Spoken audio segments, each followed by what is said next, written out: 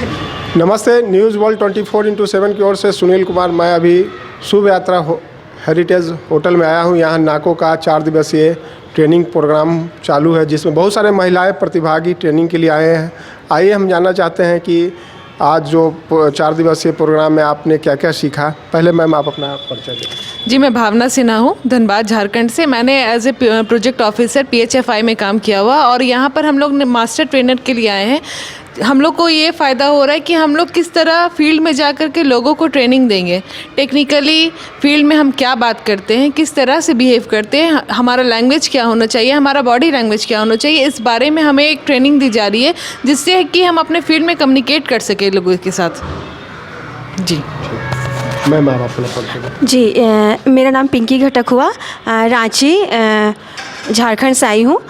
ये सेशन हमारे लिए बहुत ही फ़ायदेमंद हो रहा है, क्योंकि एक जानकारी होना अलग बात है और एक आपके ऊपर आप किस लेवल पे कॉन्फिडेंस बिल्डअप हो रहा है और आप और नॉलेज यहाँ पे गेन कर रहे हो, ताकि आप जो भी नॉलेज यहाँ से लेके जाओगे वो फील्ड में आपको शेयर करना है। आफ्टर ऑल हम लोग एक आम पब्लिक के लिए काम करने वाले हैं, तो यहाँ पे हमारा कॉन्फिडेंस बूस्टअप करने का काम किया जा रहा और ज़्यादा से ज़्यादा हम लोग नॉलेज लेके यहाँ से जा रहे हैं। ठीक, थैंक यू मैम। आप अपना परिचय दें। नमस्ते सभी को, मैं मानसी सिंह, मैं फर्स्ट ईयर लॉ स्टूडेंट हूँ और यहाँ पे एज एन इंटर्न काम कर रही हूँ। यहाँ पे मेरा काम रिपोर्टिंग का है। Thank you. नमस्कार, मेरा नाम पूजा शर्मा है। मैं एक संस्था में प्रोजेक्ट मैनेजर के पद पे कार्यरत हूँ, अभिव्यक्ति फाउंडेशन, जो गाज़ियाबाद में है। और यहाँ पर हम एक ट्रेनिंग के लिए आए हुए हैं। इस ट्रेनिंग से हमें बहुत कुछ सीखने के लिए मिलेगा और मिल रहा है। और सबसे बड़ी बात इसमें हमारा जो कॉन्फिडेंस लेवल है वो बहुत ऊपर जाएगा, जो अभी हम में कम हैं। तो हम ये जाएंगे, अपने फील्ड में जाएंगे और लोगों को सिखाएंगे। यहाँ से जो हम सीख के जाएंगे वो आगे हम सिखाएंगे। धन्यवाद। मैम अपना परिचय दें। नमस्कार, मेरा नाम तमन्ना अफरीन है। मैं रायबरेली से आई हूँ और प्रोग्राम कोऑर्डिनेटर के पोस्ट पे मैं कार्यरत हूँ। आज यहाँ पर हम लोग एक मास्टर ट्रेनर की ट्रेनिंग के लिए आए हैं, जहाँ पर हमें बहुत ही कुछ सिखाया जा रहा है और कुछ नया भी सीखने को मिल रहा है कि हम फील्ड पे जाकर लोगों को और जो हाई रिस्क पॉपुलेशन है उनके साथ कैसे बातचीत करना है, उन्हें कैसे ट्रेन करना है कि वो HIV को बढ़ावा हो रहा है, HIV को प्रिवेंशन के लिए हम लोग उन्हीं सब पे बातचीत कर रहे हैं, उनको ट्रेनिंग देने की कोशिश कर रहे हैं यहाँ पर। धन्यवाद। नमस्कार, मैं ममता श्रीवास्तव हूँ, उत्तर प्रदेश लखनऊ से। हम लोग यहाँ पे आए हैं, जैसे कि हम लोग हाई रिस्क ग्रुप के साथ काम कर रहे हैं, तो हाई रिस्क को कैसे कम करना है, जितने भी रिस्क हैं उनके साथ जो बड़े बड़े ग्रुप हैं हम लोगों का, उनको कैसे कम करना है, उसके पे हम लोग काम कर रहे हैं। और हम लोग को बहुत अच्छी जानकारी मिल रही है, जो हम लोग अपने फील्ड में जाके उसको अच्छे तरीके से लोगों के साथ शेयर करेंगे। धन्यवाद। इस तरह आप देख सकते हैं कि ये नाको का 4 दिवसीय प्रोग्राम चल रहा है, जिसमें महिलाएं ट्रेनिंग लेके अपने आप को, इनका पावर बढ़ा है और अपने फील्ड में जाके और भी ग्रामीण जनता को HIV एड्स के प्रति जागरूक करने का प्रयास करेगी। खबरों के साथ बने रहें। धन्यवाद।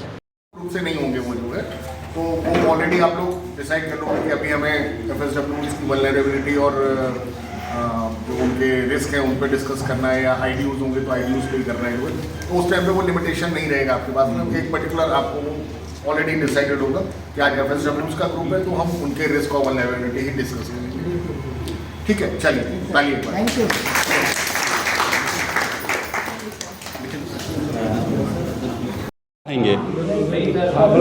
एक सेकंड सबको कवर किया जा रहा है कि ये सब लोग इंक्लूड करें अपने अगले सेशन जब हम मिलें, तो ये सब चीज़ें इंक्लूड करते हुए चलें। हम लोग जब FSW में काम कर रहे हैं, ID को नहीं पता। हाँ, कोऑर्डिनेशन करें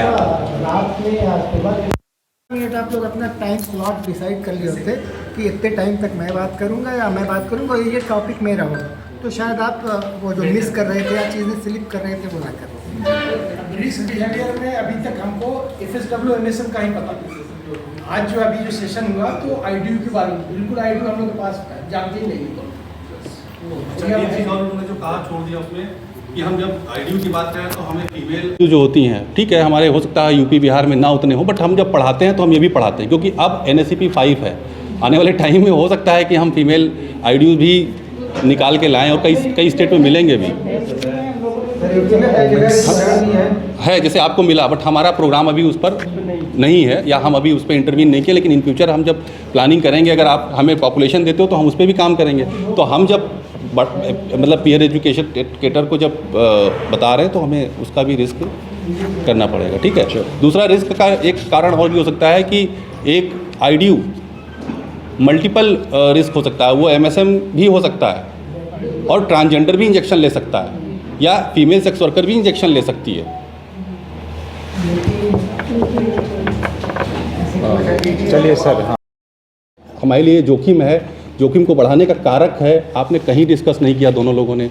आप टोटली इसी लिटरेचर पे डिपेंड रहे, इसमें कहीं नहीं लिखा था, इसलिए आपने उसको अपना ध्यान नहीं दिया कि हाँ हम इतने समय से काम कर रहे हैं। तो ओवरडोज भी होता है आईडीयू में। रिस्क को बढ़ाने का कारक multiple uses of substance, other substance या अल्कोहल भी होता है। आईडीयू के कंटेंट में अगर बात करें वो कहीं डिस्कस नहीं हुआ, तो ये रिस्क एंड वल्नरेबिलिटी टोटली अधूरा ही रह गया, ठीक है। तो इस इन फ्यूचर जब हम तैयार करें तो इस पर थोड़ा सा हमें ध्यान देना पड़ेगा, ठीक है। ये चीज़ें थोड़ा सा आपके में काफ़ी मिसिंग रही। दोनों लोगों को मैंने कोशिश किया एक बार कि रिस्क एंड वल्नरेबिलिटी पे हम चलें, बट वो टाइपोलॉजी वाइज आया नहीं, ठीक है ना। तो ये जो हमारे पीयर एजुकेटर हैं, ये इनको ये भी बताना है कि हमें OST के लिए भी लेके चलना है। अगर हमें रिस्क को कम करना है, जैसे इन्फेक्शन की बात आईडीयू में हो रही थी, बार बार वही निडल सिरिंज, नया निडल सिरिंज हम यूज़ करेंगे, हम पुरानी निडल सिरिंज नहीं यूज़ करेंगे, तो उसका रिस्क क्या है ये बताया नहीं।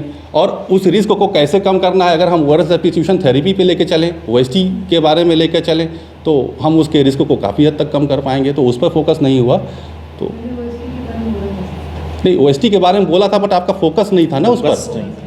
आपने तो टोटल ये स्टेटमेंट जब आपने समराइज़ किया तो ये बोल दिया कि ओवरऑल हमारा रिस्क जो है वो कंडोम और निडल सिरिंज पे ही डिपेंड है। बहुत सारे कारण होते हैं, लेकिन हम इन्हीं दो पे फोकस रहेंगे। ये थोड़ा सा गलत चला गया, क्योंकि रिस्क तो कई सारे के हैं और हमें सब पे ही फोकस रहना है।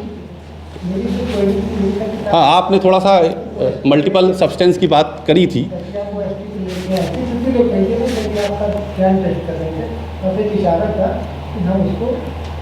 आप उस टॉपिक पे आ जाए OST पे, क्योंकि जब OST लेगा तो इंजेक्ट करना थोड़ा। और हाँ, अभी जो सर ने, जो हरमिन सर ने जो आपको एक अभी पिक्टोरियल दिखाने की कोशिश किया, हेलमेट का जो एग्जांपल दिया, वो एक्चुअली हार्म रिडक्शन का ही एक पार्ट है। कि हम विदाउट, जब लोग कहते हैं ना कि आप तो नशा बढ़वा रहे हो, आप तो निडल सिरिंज दे रहे हो, आप तो नशा बढ़वा रहे हो, तो वो एक वही है कि हम ड्राइव तो कर रहे हैं, गाड़ी खूब अच्छे से कर रहे हैं, लेकिन हेलमेट हम दे रहे हैं साथ में। गवर्नमेंट कहती है हेलमेट लगाइए, तो वो हार्म रिडक्शन स्ट्रेटजी है। चोट तो तभी भी लगेगी जब हम गिरेंगे। ऐसा नहीं है कि हम 80 की स्पीड में चलाएंगे, हेलमेट लगा लिए, गिरेंगे तो हम तभी भी, लेकिन नुकसान कम होगा, यानी जोखिम कम होगा, यानी वो हार्म रिडक्शन है। सेम वही चीज़ है, हम न्यू निडल सिरिंज देंगे तो रिस्क तो है वो, क्योंकि वो नशा कर रहा है अपने आप में एक नशा कर रहा है, तो वो तो रिस्क है। बट अगर हम उसको न्यू निडल सिरिंज दे रहे हैं, उसके एवरी इंजेक्टिंग एपिसोड्स को हम कवर कर रहे हैं, कैप्चर कर रहे हैं न्यू निडल सिरिंज से, तो उसका रिस्क हम कम करेंगे। रिस्क रिडक्शन स्ट्रेटजी है। और दूसरा स्ट्रेटजी है क्या, ओरल सब्स्टिट्यूशन, ये हार्म रिडक्शन स्ट्रेटजी है। थैंक यू सर, आपको जितना भी फीडबैक है मैं उसको पॉजिटिव वे में लेके चलूँगा और उसको सुधारने पड़ जाता है आईडीयू का, आप उसको मुस्कुरा के टाल गई, मतलब उस पर हमारा ज्ञान अधूरा ही रह गया, तो हम उसको आगे कुछ कर नहीं पाएंगे, है ना। और आपने MSM के लिए रिस्क, MSM और ट्रांसजेंडर टाइपोलॉजी में without condom and without lube अगर सेक्स हो रहे हैं तो वो एक रिस्क फैक्टर है नहीं, उस पर डिस्कस नहीं किया। HIV STI हो सकता है, एक्सेस भी हो जाता है। Total condom